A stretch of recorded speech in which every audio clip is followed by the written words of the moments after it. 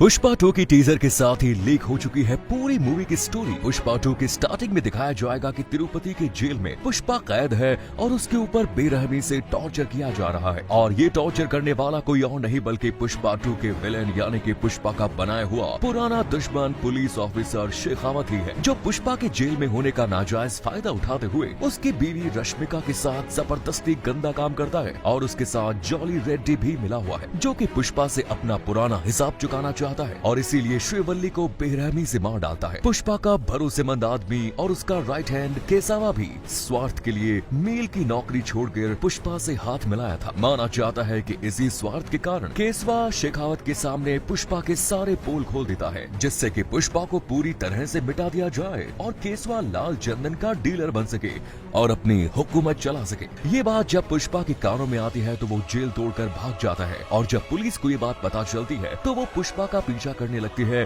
और उसको पकड़ने के लिए गोलियां चलाने लगती है। लेकिन पुष्पा किसी तरह से भागकर रात के अंधेरे में शेरशालम के जंगल के अंदर छुप जाता है और पुलिस उस पर अंधाधुंध गोलियां चलाने लगती है। उस रात उन्हें पुष्पा की बॉडी जंगल में कहीं नहीं मिलती है। फिर अगले दिन पुलिस ने शेरशालम के जंगल में पुष्पा को ढूंढने के लिए स्पेशल फोर्स भेजी तो ढूंढते ढूंढते उन्हें भाकर बेट की पहाड़ियों पर पुष्पा का खून से लथपथ शर्ट मिलता है, जिस पर 8 गोलियों के निशान थे। पुष्पा की बॉडी नहीं मिलने पर पुलिस ने पुष्पा को डेड घोषित कर दिया। खबर टीवी पर आते ही पुष्पा के समर्थकों ने चारों तरफ आंदोलन चालू कर दिया और चित्तूर तिरुपति जैसे इलाकों में दंगे छिड़ गए। इसके साथ ही अनामाया जैसे और शहरों में पुष्पा के समर्थकों ने बुरी तरह से तोड़फोड़ भी करनी शुरू कर दी। हजारों की तादाद में लोग सड़क पर उतर आए और गुस्से से दुकानें और गाड़ियां तक तोड़ डाली। पुलिस के खिलाफ विद्रोह करना भी शुरू कर दिया। पुष्पा के समर्थकों का ये कहना था कि लाल चंदन के 2 नंबरी धंधे से वो खुद ऐश और आराम की जिंदगी नहीं जीता था, बल्कि पुष्पा गांव के गरीबों की मदद करता था, सब गरीबों को खाना खिलाता था। उनके मुताबिक वो कोई भगवान से कम नहीं था। ऐसे चलते हुए करीब 1 महीना बीत गया, लेकिन लोगों ने दंगे जारी रखे। कईयों का मानना था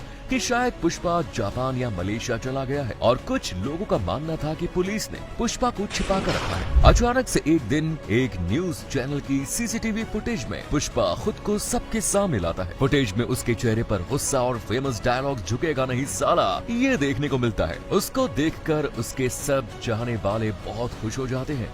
लेकिन अब सवाल ये आता है कि आखिर पुष्पा इतने दिनों से कहां गायब था। कई जानकारों के मुताबिक ये सुनने को मिल रहा है कि केजीएफ के रॉक स्टार यश भी पुष्पा 2 में दिखने वाले हैं। दरअसल पुष्पा जब पुलिस से भागकर सब कुछ खोकर शेरशालम के जंगल में गायब हो जाता है, तब जंगल में ही सभी से छिपकर अपनी कलाकारी से चाइना, मलेशिया, जापान जैसे देशों के लाल चंदन के स्मगलर से डील करके भारी रकम मुनाफा कमाता है और इसमें वो लाल चंदन की लकड़ियों को एक्सपोर्ट करने के लिए समंदर के पानी में बहाकर ट्रांसपोर्ट करता है। इसी दौरान पुष्पा को केजीएफ स्टार रॉकी भाई मिल जाता है, जो केजीएफ चैप्टर 2 के एंडिंग में समुद्र से सोने से लदा जहाज लेकर डूब जाता है। इसके बदले रॉकी भाई पुष्पा को हर वो मदद करते हैं जो पुष्पा को जरूरत है, जिससे पुष्पा और रॉकी भाई की दोस्ती मजबूत हो जाती है। जहां तक देखा जाए कि पुष्पा और रॉकी भाई की बैकग्राउंड स्टोरी सेम ही है।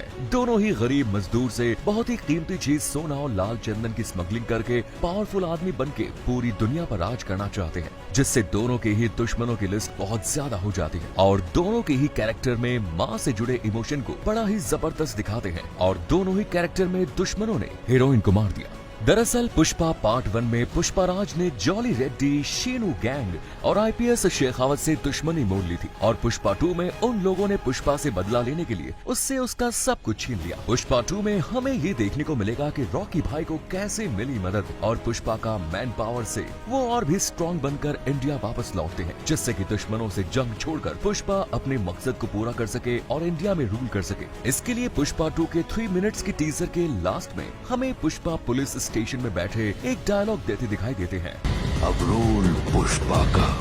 मतलब कि अब पूरे इंडिया का चंदन की एक्सपोर्ट इंडस्ट्री का सरताज बन चुका है पुष्पा और उसके साथ आने वाले समय में नई नई चुनौतियां और दुश्मनों का सामना करना पड़ेगा, क्योंकि पुष्पा को पूरे वर्ल्ड का चंदन इंडस्ट्री का सरताज बनना है। पुष्पाराज का असली मकसद जो अभी बाकी है, जिसकी स्टोरी शायद आने वाले समय में पुष्पा 3 में हमें देखने को मिल जाएगी और तब तक के लिए झुकेगा नहीं साला।